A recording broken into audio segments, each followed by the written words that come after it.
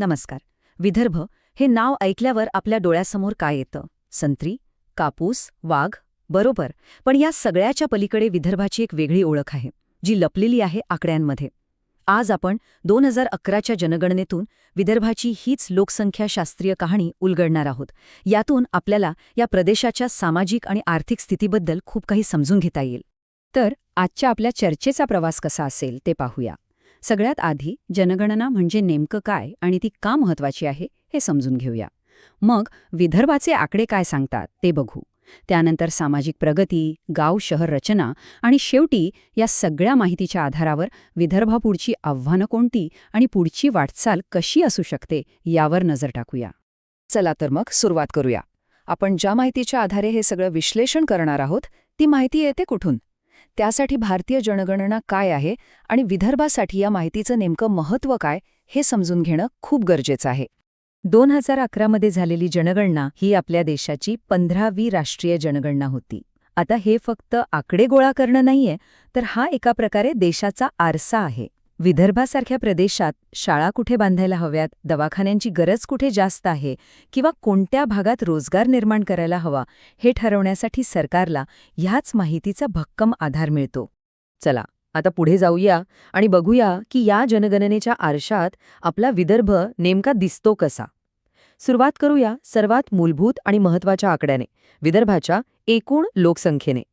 2,91,00,000. हा आकडा किती मोठा आहे याचा अंदाज येतोय. म्हणजे विचार करा, ऑस्ट्रेलिया किंवा श्रीलंका यांसारख्या संपूर्ण देशाची जेवढी लोकसंख्या आहे ना, त्याहून अधिक लोक आपल्या विदर्भात राहतात. या एका गोष्टीवरूनच आपण ज्या प्रदेशाबद्दल बोलतोय त्याचा आवाका लक्षात येतो. याचा सरळ सरळ अर्थ काय होतो तर महाराष्ट्रातल्या प्रत्येक 5 व्यक्तींमागे एक व्यक्ती ही विदर्भातली आहे. यावरूनच राज्याच्या राजकारणात, समाजकारणात आणि अर्थकारणात विदर्भाचं स्थान किती महत्त्वाचं आहे हे आपल्या लक्षात येतं. ह्या तक्त्यामध्ये आपल्याला लोकसंख्येचं वितरण कसं झालंय हे स्पष्ट दिसतं. एका बाजूला नागपूरसारखं मोठं महानगर आहे, जिथे शिक्षण आणि रोजगारासाठी राज्यभरातून लोक येतात, आणि दुसऱ्या बाजूला गडचिरोलीसारखा आदिवासी आणि घनदाट जंगलांनी वेढलेला जिल्हा आहे, जिथे लोकसंख्येची घनता खूपच कमी आहे. ही जी विषमता आहे ना, हेच विदर्भाच्या विकासातलं एक मोठं आव्हान आहे. हे जे आकडे आहेत ते फक्त निर्जीव संख्या नाहीत, तर त्यामागे एक कहाणी दडलेली आहे. चला आता या आकड्यांच्या थोडं पलीकडे जाऊ आणि विदर्भाची सामाजिक जडणघडण कशी आहे, तिथल्या लोकांचं राहणीमान कसं आहे हे समजून घेऊया. लिंग गुणोत्तर किंवा सेक्स रेशो हा शब्द आपण अनेकदा ऐकतो. याचा अर्थ होतो दर 1000 पुरुषांमागे स्त्रियांची संख्या किती आहे. आणि खरं सांगायचं तर कोणत्याही समाजाचं आरोग्य मोजण्यासाठी हा एक अत्यंत महत्त्वाचा मापदंड आहे. आणि या बाबतीत विदर्भाची कामगिरी चांगली आहे. हा आलेख बघा. इथे स्पष्ट दिसतंय की विदर्भातल्या अनेक जिल्ह्यांमध्ये लिंग गुणोत्तर हे राज्याच्या सरासरीपेक्षा चांगलं आहे. आणि ही एक खूप सकारात्मक सामाजिक बाब आहे. याचा अर्थ हे केवळ आकडे नाहीत, तर हे या प्रदेशातल्या महिलांच्या सामाजिक स्थितीबद्दल आणि त्यांच्या आरोग्याबद्दल एक चांगलं चित्र आपल्यासमोर उभं करतात, आणि हे निश्चितच कौतुकास्पद आहे. आता साक्षरतेबद्दल बोलूया. या बाबतीत विदर्भ साधारणपणे राज्याच्या बरोबरीने चालतोय.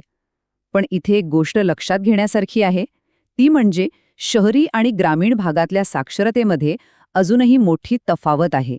आणि ही दरी कमी करणं हे विकासाच्या प्रक्रियेतले एक महत्त्वाचं पाऊल ठरू शकतं. चला आता बघूया की विदर्भातले लोक राहतात कुठे, जास्त करून गावांमध्ये की शहरांमध्ये, आणि या विभागणीचा त्यांच्या सामाजिक जीवनावर, त्यांच्या संस्कृतीवर काय परिणाम होतो. तर महाराष्ट्राप्रमाणेच विदर्भातही आपल्याला एक दुहेरी चित्र दिसतं. एकीकडे शेतीवर अवलंबून असलेला एक मोठा ग्रामीण समाज आहे, तर दुसरीकडे नागपूर आणि अमरावतीसारखी शहरं खूप वेगाने वाढतायत. या दोन्हींमध्ये एक योग्य समतोल साधणंच विदर्भाच्या सर्वांगीण विकासासाठी खूप महत्त्वाचं आहे.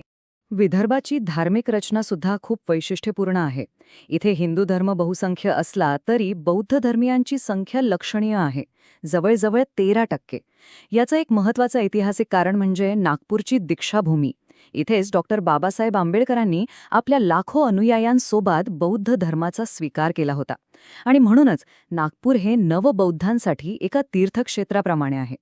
तर आत्तापर्यंत आपण बरेच आकडे पाहिले, विश्लेषण केलं, आता या सगळ्या माहितीला आपण विदर्भाच्या वास्तविक जीवनातल्या आवाहनांशी आणि भविष्याच्या दिशांशी जोडून पाहूया. ही जी सगळी आकडेवारी आहे ना, ती आपल्याला फक्त माहिती देत नाही, तर आरशासारखी स्पष्ट आव्हानंसुद्धा दाखवते. ग्रामीण आणि शहरी भागातली दरी, रोजगाराच्या संधींमधली असमानता आणि काही जिल्ह्यांचं विकासात मागे राहणं, ह्या अशा काही गोष्टी आहेत ज्यांच्यावर तातडीने लक्ष देण्याची गरज आहे. मग या आव्हानांवर मात कशी करायची? त्यासाठी एक सुनियोजित मार्ग आखणं गरजेचं आहे. यामध्ये शिक्षणाचा प्रसार करणं, तरुणांना नवीन कौशल्य शिकवणं, महिला सक्षमीकरणावर भर देणं आणि शहरी ग्रामीण विकासात संतुलन साधणारी धोरणं आणणं यांसारख्या गोष्टींचा समावेश होतो. हाच मार्ग विदर्भाला खऱ्या अर्थाने प्रगतीकडे घेऊन जाऊ शकतो. थोडक्यात सांगायचं झालं तर जनगणनेतून मिळणारी ही जी माहिती आहे, हा केवळ एक अभ्यास नाही, तर तो विदर्भाच्या प्रगतीचा एक प्रकारे नकाशा आहे. ह्या माहितीचा योग्य वापर करूनच योग्य धोरणं आखता येतात आणि संसाधनांचं न्याय्य वाटप करता येतं. तर आज आपण 2011च्या आकड्यांच्या आरशात विदर्भाचं प्रतिबिंब पाहिलं. पण आता खरा प्रश्न हा आहे की या माहितीच्या आधारावर विदर्भासाठी एक अधिक समृद्ध आणि न्याय्य भविष्य कसं घडवता येईल, यावर विचार करणं आपल्या सगळ्यांसाठी महत्त्वाचं आहे. विचार नक्की करा. धन्यवाद.